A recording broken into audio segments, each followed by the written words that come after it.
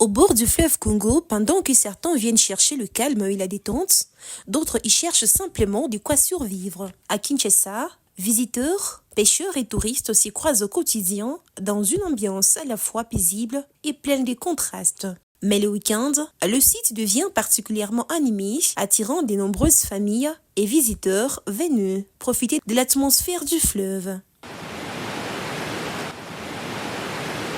Pendant ces temps, les pêcheurs, eux, poursuivent leur activité comme chaque jour. Assis sur une pierre face aux eaux du fleuve, Roger Vimba attend. Depuis le matin, ce père des 3 enfants n'a attrapé aucun poisson. Malgré la fatigue et l'incertitude, il garde espoir. Comme de nombreux pêcheurs artisanaux, Roger dépend entièrement du fleuve Congo pour faire vivre sa famille. Grâce à cette activité, explique-t-il, ses enfants sont scolarisés et il parvient à subvenir aux besoins de son foyer. Je suis accompli, je suis responsable de tout fait. Ma famille vit toujours dans mon corps ici, pêche. Je suis parent, tout fait, et tout étudié.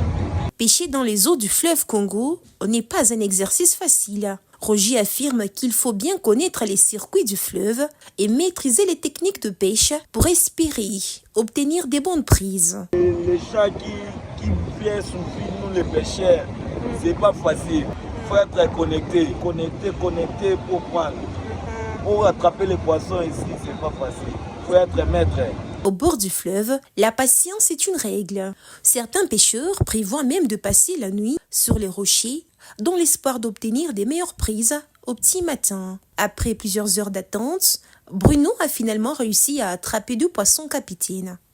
Une pêche qu'il espère vendre à environ 50 000 francs congolais aux vendeurs de barbecue installés tout autour du site. 2 poissons, ça c'est 50 000.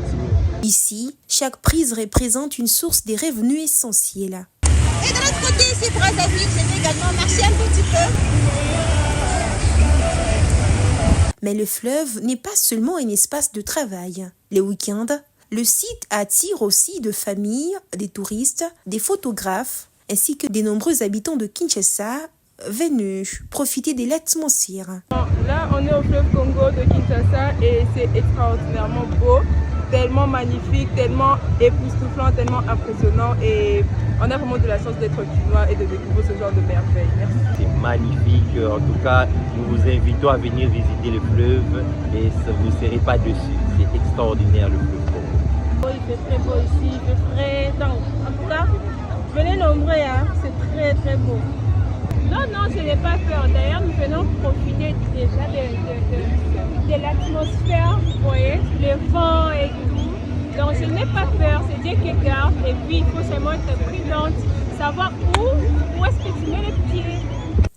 Long de plus de 4700 km, le fleuve Congo est le 2e plus grand fleuve d'Afrique après le Nil. Il traverse plusieurs pays du continent et sépare ici les 2 capitales les plus proches du monde, Kinshasa, en République démocratique du Congo et Brazzaville, en République du Congo. Source de vie, voie de transport, espace touristique et moyen de subsistance pour des milliers de familles, le fleuve Congo reste au cœur du quotidien de populations riveraines.